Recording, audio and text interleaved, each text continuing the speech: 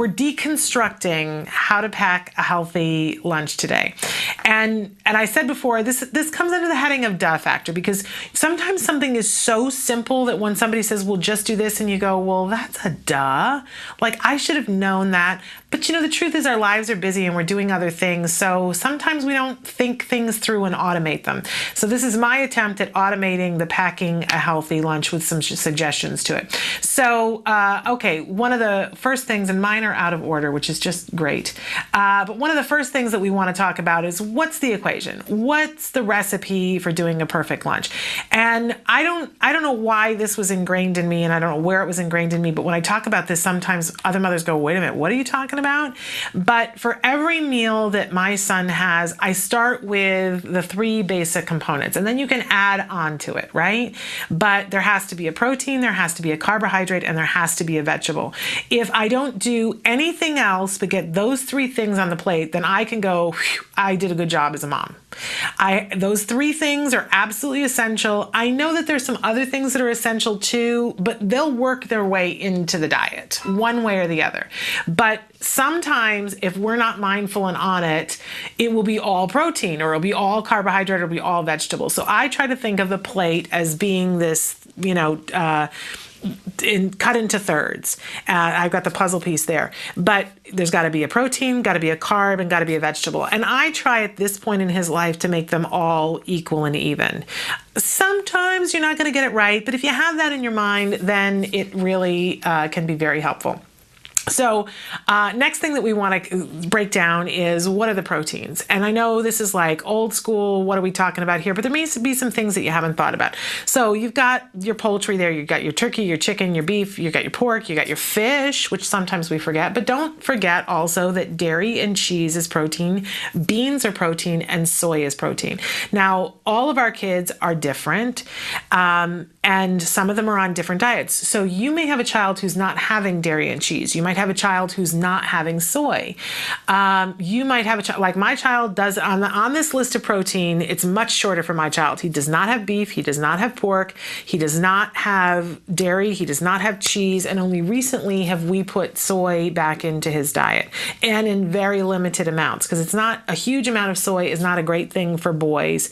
It is a good thing for girls, on the other hand. So, you're going to have to customize, but I wanted to give you a good sense of, and obviously there are more proteins than this, but to give you an idea of what some of the different components are, because I think a lot of times we don't think of, oh, by the way, yeah, I could be doing that. And if your child can have dairy, that it's perfectly acceptable to have cheese. Even better if you do cheese and beans together, to make a complete protein. But these are, viable solutions. So moving on to the next thing that we want to talk about are carbohydrates. Obviously, these are rices, these are breads, all different kinds of flour are considered carbohydrates. We have tortillas. Any kind of corn is actually really considered a carbohydrate. I know we think of it as a vegetable, but it really processes more like a carbohydrate because of the sugar content. We have potatoes, we have pastas, we have peas. Now, notice that I didn't bother to put sweets on there because, quite honestly, we shouldn't be sending sweets in the lunch. And we are going to talk about fruits a little bit later, but anything that has sugar content, natural or otherwise, is going to be considered a carbohydrate. So I've listed some of the more healthy, easier to pack carbohydrates there. And then moving on to the vegetables, and this is where we really get into the rainbow. Everything under the sun, and I couldn't list all the vegetables on here if I tried. That would take forever. But useful to think, because sometimes we get into this mode where maybe your child will eat carrots, so that's what you give them all the time, but that's not eating the rainbow. So really think about eating the rainbow. We really have to make an effort to get green vegetables into our kids' diets, especially if our kids are not having dairy. If you're on the GFCF, then you have a responsibility, first of all, to make sure that your child's getting enough calcium, which may require a supplement, but then you need to be doubling down on the green leafy vegetables. So, and that's easy enough to do. If we don't, here's the real truth of it is, if you give your kid a lot of sweets, they won't want the green leafy vegetables. I don't completely know what the math on that is, why that happens, what the chemistry on it is, but if you have a lot of sugar and heavy on the carbohydrates, they don't want the green. If you make it so that it's proportional in that 3 thing, then all of a sudden they will eat eat the green vegetables. It's a great magic trick. Try it. Trust me. Okay, so moving on, there are those extra things that I was talking about. We have fats, fruits, and drinks. These are the kinds of things that we're going to pack in the lunch. So for the fats, some of the things to think about, because there's lots of different things that fats could be. If we can move that slide on, because I don't have the same slides that you guys have. I don't know why I don't have this. There we are. So think of some good fats. Avocado is great in a lunch. Put it on a sandwich. It's a great fat. It helps to, it helps the brain. It helps all of the joints. And it's a really good, powerful, fabulous fat. It processes really well. There are oils. Make sure that if you're doing any kind of an oil or any kind of a dressing that has oil in it, try to be organic. I can't even tell you how not good for you a non-organic canola oil is. And I know that's the thing that everybody touts. Oh, canola oil, it's so fabulous. It really isn't. And especially if it's not organic, and it's really hard to find good organic canola oil, and it will be expensive if you find it. You're much better off looking at the olive oils. They're much more readily available. They're better for you and for your child. And they're going to be much cheaper, and you're going to be able to get them organic, get the extra virgin olive oil. And if you want to cook with oils, let's say that you're going to fry something, we want to stay away from the fried foods, but if you're going to, you're not going to want to cook that in the olive oil. Try coconut oil, but get the organic coconut oil. I can't even tell you how much better everything will taste, and it's better for you. It will process better. So, and then another great one that packs in lunches is tahini. If you haven't tried a tahini sauce on something for your child, I encourage you to try that. A lot of our kids like hummus, and hummus has tahini in it. And it's just a really good, stable, great to send in a lunchbox, very powerful, good for you, and easily gotten. You can find tahini in almost any store now.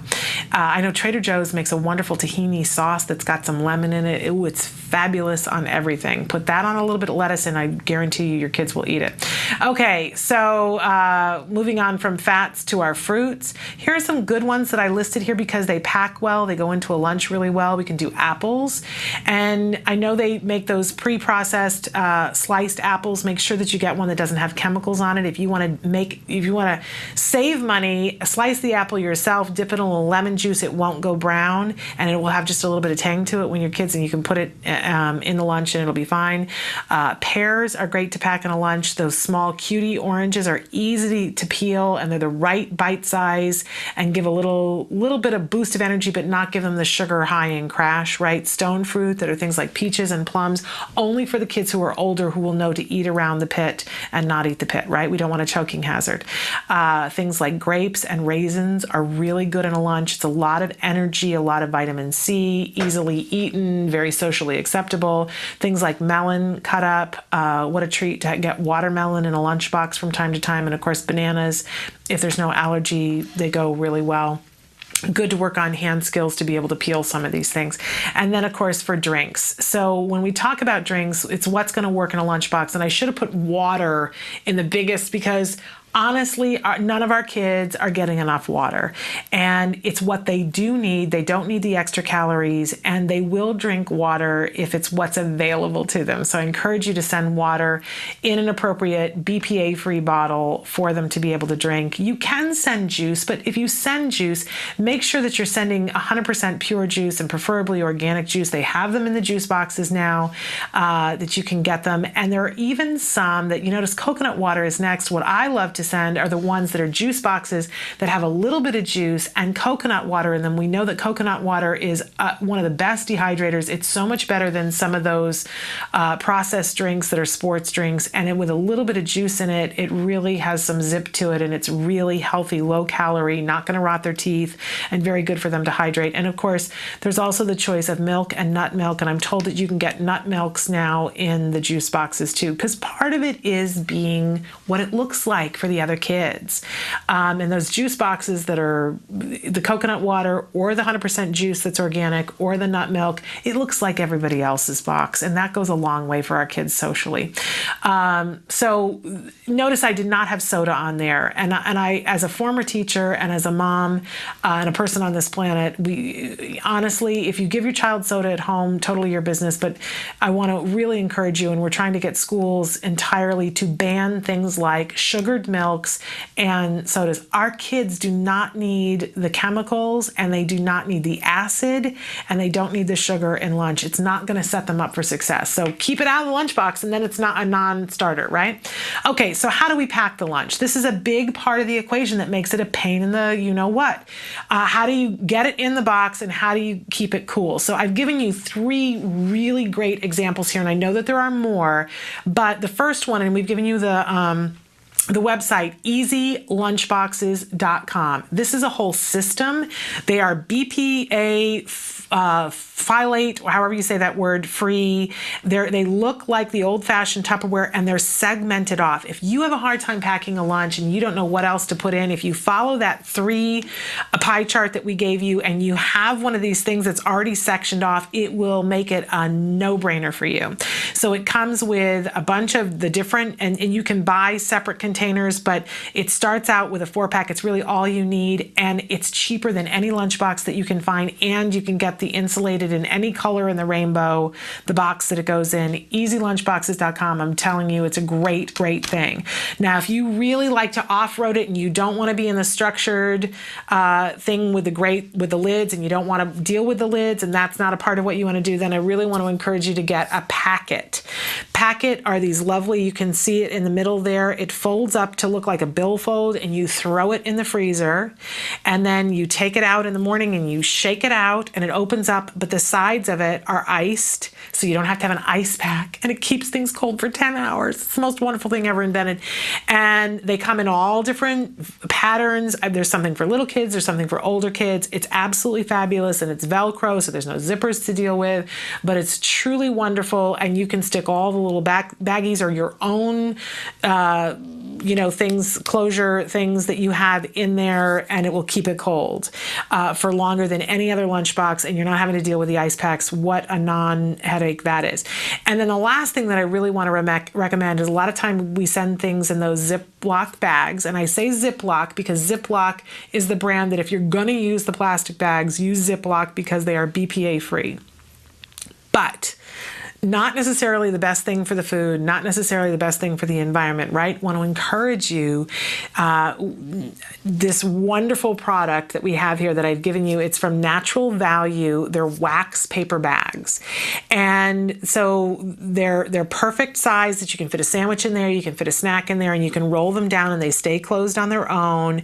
They're waterproof so that things don't get soggy, things don't roll out. You can microwave things in them. So if you need to heat something up, they're fabulous, and they're non-toxic, and they're landfill safe, and they make such a difference in the environment.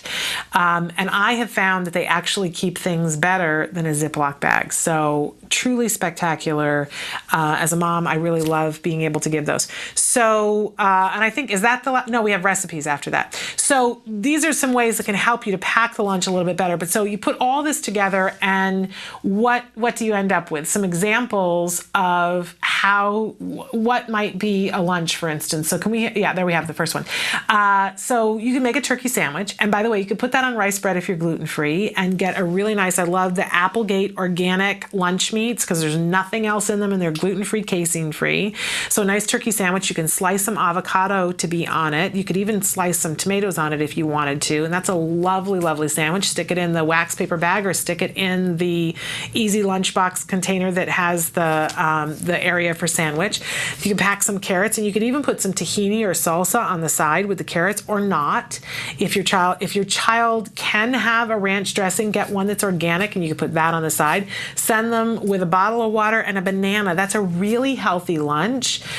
Probably they won't get through the whole thing. You don't have to do more than that, and that's a no-brainer. We've got our protein, which is the turkey. We've got our carb, which is the bread. We've got our fat, which is the avocado. We've got the carrots, which are the vegetable. We've got a water, and we've got a fruit on there too. And you could change any element of that and it would be a great, easy, no-brainer lunch, right? So let's go on to one that maybe is a little bit more exotic, a bean and cheese burrito. And you could put whatever veggies you want to put in the burrito as well. You can put lettuce in it, but you've got your tortilla, so that's your carbohydrate. You've got the beans and the cheese, which are your protein. And you could put in some tomatoes or salsa or lettuce, whatever, as I said, to add more. But you could also put some cucumbers, cut up cucumbers and cherry tomatoes on the side in one of the baggies, send a juice box, and as an extra carb, because you've got already the fruit in the juice box, you could send a little baggie of popcorn, which counts as another carbohydrate because there won't be that many carbohydrates in the tortilla, and you've got a little bit more exotic lunch, right? That could be very fun to break up the monotony. Let's go on to yet another example. And one of the things that I got from my son last year, because I had always been worried about keeping things cold, but there's some things that he likes to eat hot. And he had said to me he really wanted to be bringing a hot lunch to school. So we got a small thermos, and it keeps things really hot. And one of the things that he's really been into this summer is different pastas. And I have on here a zucchini pasta. And we showed you on the show that thing that's called the veggetti, that you put the zucchini in and it turns it and it makes a pasta out of the zucchini. He loves to have that with spaghetti sauce and some sausage, so that packed into the little thermos, and then give a box of raisins, organic. Don't ever get raisins that aren't organic. Really want to encourage you. They're on the Dirty Dozen list, so get those organic.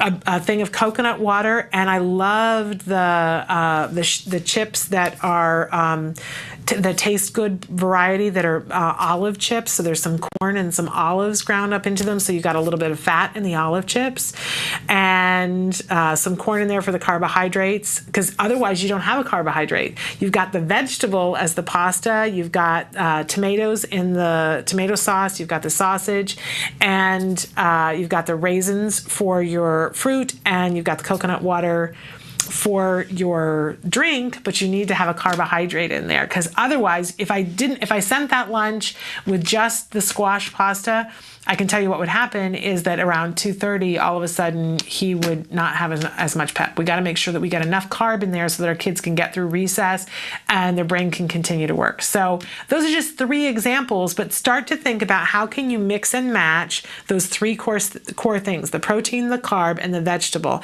And by the way, I go through this with my son as well, and he now helps me to pack things and to plan a lunch. And then when we're eating, I'll say, what's the carb on your plate? What's the protein on your plate? What's the vegetable on your plate? Because this is the way to have a balanced meal that makes sense, and their blood sugar isn't going like this. It sets them up to be able to learn, and it sets you up to not be hysterical going, what am I packing for a lunch today? And gives you the peace of mind that you know you've been a good parent and that you're sending them with something that's healthy.